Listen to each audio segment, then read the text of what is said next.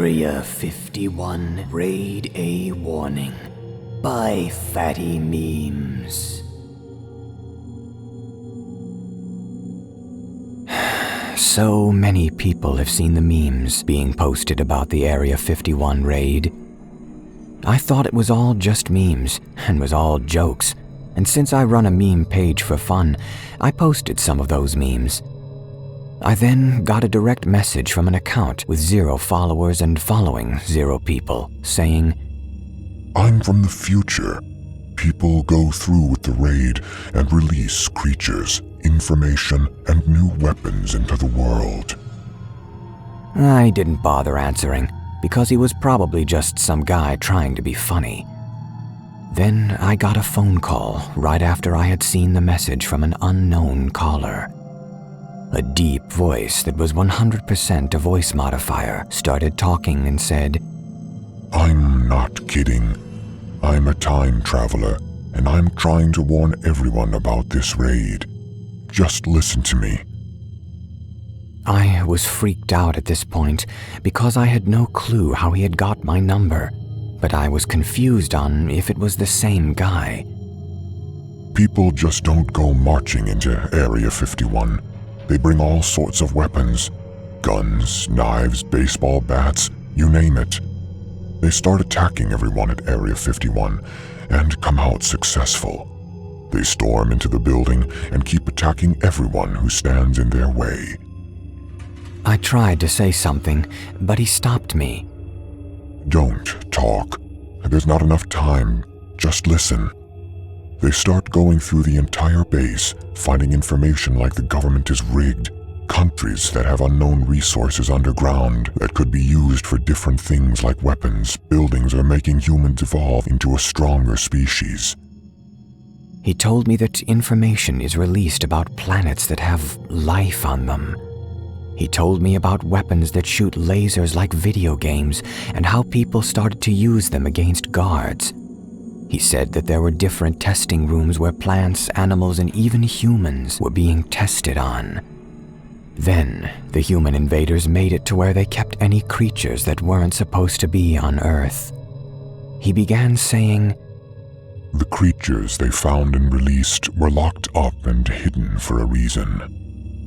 He said that all the creatures were on a certain level of danger. Level 1 was the lowest, and Level 3 was the highest. They started with the Level 1 creatures, which were creatures like animals with 2 heads, or humans that were mutated and had wings or tails. Then they made it to Level 2, which were creatures that looked like something from another planet. Scaly skin, claws, wings, massive teeth. Some were still animals, but were bigger than they should have been, and had sharp teeth. When they finally made it to Level 3 creatures, they found the creatures were almost like bats, but that they were bigger and had no fur. These bat-like creatures had bones and ripped-up military uniforms in their cell. Another creature was a skinny white creature with black eyes, and when one of the people raiding looked through the glass to see it and was staring at it, he started chanting satanic stuff and then shot himself. At the end of all the creatures was a room with cameras and buttons to lock and unlock the doors. There was one that would unlock or lock all of them at once instead of one by one. One of the people raiding decided to press that button when no one else would, and he released all the creatures. He said doors started opening, and all the creatures went wild and started to run and fly around the Area 51 base. Some were even attacking each other. The people raiding Area 51 all ran through an emergency exit and found their way out of the base, where they were surrounded by more military waiting for them. They were gunned down, and when they all tried to tell the military what happened, one of the walls was burst through, and all the creatures escaped and ran in different directions. The military tried to shoot them, but some of the creatures attacked them. When they all attacked, the military's weapons weren't enough, and they were all wiped out by the Level 3 creatures, and the raiders were killed in the mess too. Days after the raid, cities began getting attacked by different creatures and also were destroyed. The world became a playground for these creatures. I'm warning you now, so let others know that people go through with the raid.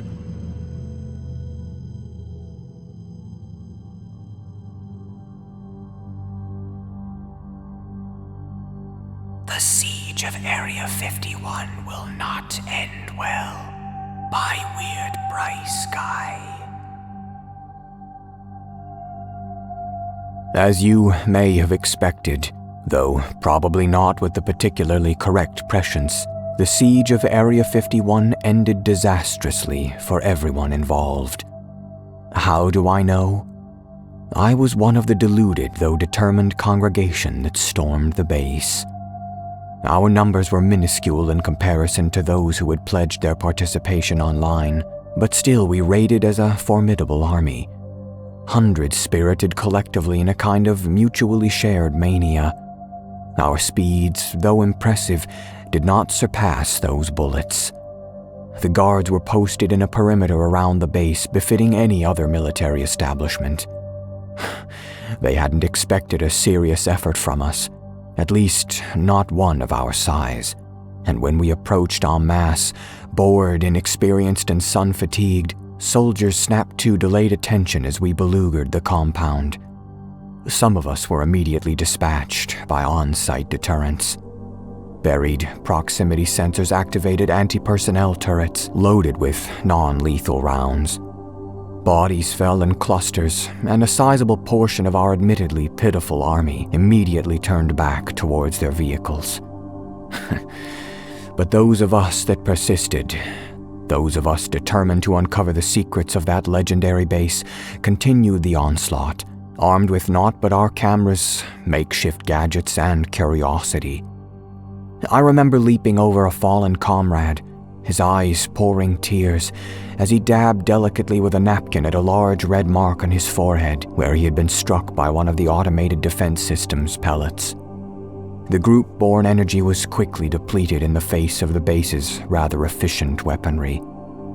By the time myself and others reached the actual fence that enclosed the base, the guards had taken up a position of suppression, which would have easily been our doom if some of us hadn't anticipated such quick failure before we'd even set foot on the actual grounds.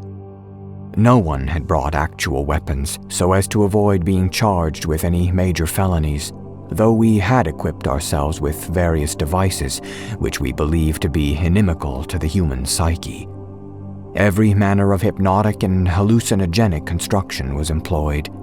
Devices meant to stun, disorient, confuse, and befuddle, hastily prepared and not so expertly used. Most of the guards targeted merely laughed, while others seemed to succumb, albeit minimally, to the desired effects. However, this momentary lapse in concentration and formation was all we needed, and our sheer numbers collided with theirs to our favor. Upon breaching the perimeter fence, a great exultant roar could be heard as our own forces tasted a small, yet totally unforeseen victory, and the guards who had been gatekeepers there merely stood in disbelief. Though our numbers had been reduced to only a few dozen, we surged through the massive plot of land with as much fervor as before, and dispersed into smaller groups to cover more ground. My group comprised of those who sought the answers to Roswellian mysteries and hoped to capture images of an extra-mundane nature, entered a long and seemingly spacious building to the east of the compound. The building's construction suggested use as a hangar for aircraft, and I'm sure you can guess what sort of aircraft we expected to find. More guards were present there, though we dispatched them without issue using our hypnotic gadgetry. Inside, though indeed a hangar, we found only regular, mundane aerial vehicles of earthen design. We maintained radio contact with the other groups, and to our great disappointment, they reported similar failure in uncovering any extraterrestrial artifacts. Strangely, the group that believed the base housed non-alien yet equally preternatal objects or presences hadn't reported their findings. My group unanimously agreed that this was troubling, due to the fact that the group contained the hardiest and most devoted of our congregation. We set out to find the silent detachment, a flame of interest reignited within us. By then, our numbers had dwindled to but a fraction of what had first entered, most of them having been detained or slain by the armed personnel who saw our ransacking and loitering as troublesome enough to warrant serious retaliation. Gunfire was heard, blood was smelled, and screams were unnervingly cut short all around us. My group came across a duo of rather trigger-happy guards who had just neutralized an entire gang of truth-seekers, and if it hadn't been for the sacrifice of a brave inquisitor, we all would have fallen right there. He charged at the guards, tackling them to the ground, allowing us to escape in an unmarked building whose stairs led deep into the earth. Behind us, we heard struggling, and then the report of a rifle. The building stairs led down for a great distance, and though I was never particularly good at determining what geographical scale things are, I was at least certain that our descent measured at least a mile, perhaps more. Concrete walls and stairs descended interminably. The passageway was illumined at intervals by simple bulbs that dangled from chains affixed to the ceiling. We grew weary despite the downward trek, and 2 members fell from exhaustion. When we turned to help them up, they demanded that we just continue on. Eventually, we arrived at a large metal door with a simple crank serving as a knob. I turned the crank, and after a strenuous effort, managed to open the door, which revealed a massive, dimly lit room whose walls were lined with humming machinery. I recognized none of the devices and terminals that littered the room, nor did any of my companions, and most of what we saw seemed to be of a technological order several years beyond anything of our time. The room was a gallery of super-scientific design. In the center of the room was a raised square black pad, about 12 feet by 12 feet, slightly bigger than a bedroom, with a metal podium linked to machinery nearby. A sort of lamp hung over that platform, and a neck of thick wiring and tubing led from the space into the unlit recesses of the room. Despite the ostensibly inert state of the machinery, we heard and felt a constant vibration emanate from the construction, a power of some kind that flowed to or from the weird platform. As we encircled the thing, examining the various aspects of it which I've related here, we all at one point heard gunfire from the stairway we had left, and subsequently the agonized cries of the exhausted couple therein. Our awestruck examinations turned to panicked, frantic searching. As we looked for some manner of defense from the attackers or escape from the room, no doors could be found though, and the only items capable of being weaponized were several steel chairs placed before the bizarre machinery. Doubting our success against military combatants, I tried to make use of the focal pad. I'd seen enough science fiction media to speculate that its use was of a transportive nature. Intuition and common sense allowed me to activate the machinery to some degree, and the pad's overhanging lamp glowed hotly above us. Still determined to fight off the guards with chairs, my companions gathered at the door and attempted to bar it with a chair leg, leaving me to operate the machine. After a series of button presses of no particular order, the pad began emanating a low yet powerful hum, and a digital display on the podium began counting down from 30. A small screen to the left of this displayed a series of numbers, which obviously pertained to date, and without needing a second of self-reassurance, I plotted a temporal location considerably before the current state. I practically leapt onto the pad, and just as I felt the vibrations and strange, inexpressible pulsations overcome my body, I saw the door-deafening group blown back by some explosive device. What happened next, I cannot accurately describe. There was the sensation of dematerialization, of atomical deconstruction, and subsequent reformation.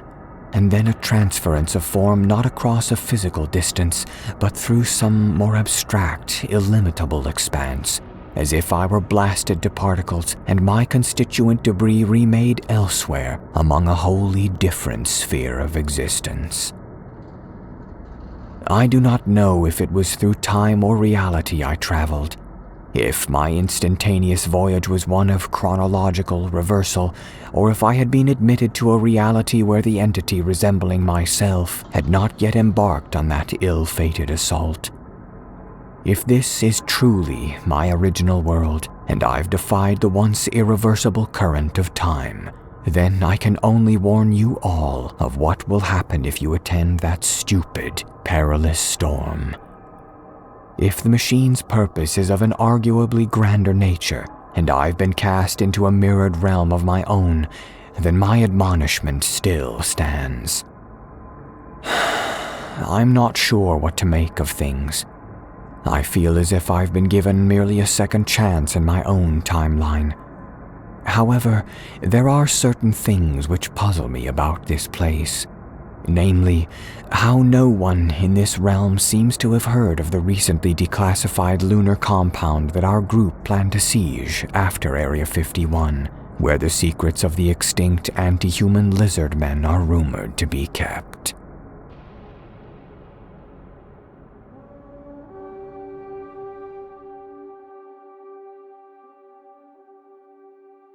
I used to work at Area 51, and I have a message for you. By Carlos Spicy Wiener 11.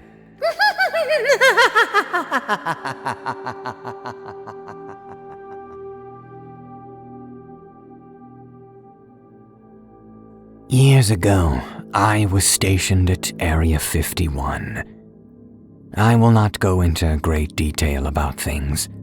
I signed a non-disclosure agreement when I first arrived. If they find out I leaked information, I could be locked up, or worse, for treason. So, let me start by saying this. All of you people looking to storm the gates are just plain stupid. I say this with your safety in mind. Keep in mind, 10 years ago we used surveillance and equipment that is considered new technology by today's standards. So if you're dumb enough to try it, consider yourself warned. Come to the gates, starting 500 yards out is a minefield that surrounds the entire encampment that are pressure sensitive. They are able to tell the difference between wildlife and intruders. Also, there are UAVs monitoring and provide air support from high in the sky. I don't know if you've heard about the Navy testing lasers as weapons. They've had them for at least 50 years now and have perfected them to one of the deadliest weapons in that arsenal. These lasers are mounted on these UAVs with pinpoint accuracy, slicing a target in half within a millisecond. And that was 10 years ago. I can imagine how much these things have improved today. If you make it close enough to the gates, you will more than likely be mowed down by one of the many soldiers on patrol. There is easily half a battalion's worth there at all times, and let me tell you, they are hungry for someone dumb enough to try some stupid shit. To top it off, the fence has enough electricity running through it to power the entire country for the next 100 years for free. Good luck with that one. If by the power of Christ you breach the gates and take out all the soldiers on board, you now have to worry about vaporizers. No, not those douchebag smoke devices you all like so much. I'm talking about vaporizers that will turn a 300-pound man to dust in a matter of seconds. This I have personally seen when Corporal Benson decided he couldn't stay there anymore, wanting to leave any way possible, even if it meant killing his way out. His parents now believe he died in the battle, blown apart by an IED with nothing left but a few pieces of skin and organs. He was a hero, that corporal. There was a lot of crazy crap on that base that does not need to be in the public eye. For good reason, I have witnessed reanimated corpses. Not like what you see in movies, but who knows what kind of tweets they've done over the years. You just might be the cause of a global epidemic, the likes of the Black Plague. I am going to sleep now, because I will probably need my rest to run and hide for letting this information go. But hell, if I can save the lives of a few hundred people and possibly humanity itself, it will be worth it, unless I somehow die in my sleep tonight. Good thing I sleep with my P250. Keep an eye out for me. You might just see me in the news for falling asleep behind the wheel while driving down the highway. With that said, good night, and for God's sake, Godspeed.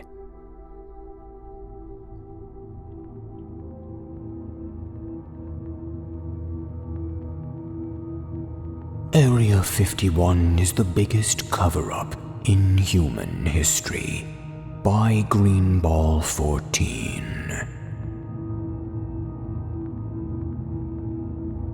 When most people hear Area 51, they think of aliens, UFOs, and the government hiding out-of-this-world beings from us. Sadly, everything that you thought was in Area 51 was planted into your head from movies and television shows, and that is exactly what the government wants to be in your head. Instead of harboring alien spacecrafts and UFOs, the base is used for testing top-secret military technology and weapons. The reason that this information is guarded so heavily is to protect it from opposing countries and anyone looking to get ahead of the United States. America first, right? If you've ever wondered why such a top-secret facility containing otherworldly persons such as Area 51 would be so easily accessible, it's because they want people to be able to see and speculate about it, and not to be focused on somewhere that contains true aliens. The place that contains true aliens is the Las Vegas airport. I worked there as a security guard for many years, and have seen many government secrets that 99% of Americans will never see in their lifetime. I worked in what was considered Hive 1 of 4, which consisted primarily of desk workers such as accountants, recruiters, and financial workers for the Nexus project. Hive 2 of 4 consisted of nanotechnology and chemical engineering. Hive 3 of 4 contains many experiments on the human body, such as growth hormones and seriously dangerous viruses. I came into contact with a living, dead human body as I was passing through this level to assist in a low-security testing project. Nothing interesting enough to detail. I passed by a thick glass wall, and as I peered inside, I saw what looked to be a rotting body of a man strapped to a table, squirming with low energy. However, this didn't faze me, as a desk worker had told me about what things were in Hive 3. Hive 4 of 4 is the most secure hive that I know of. I have never been on this level, thankfully, due to the fact that there are beings beyond human comprehension there.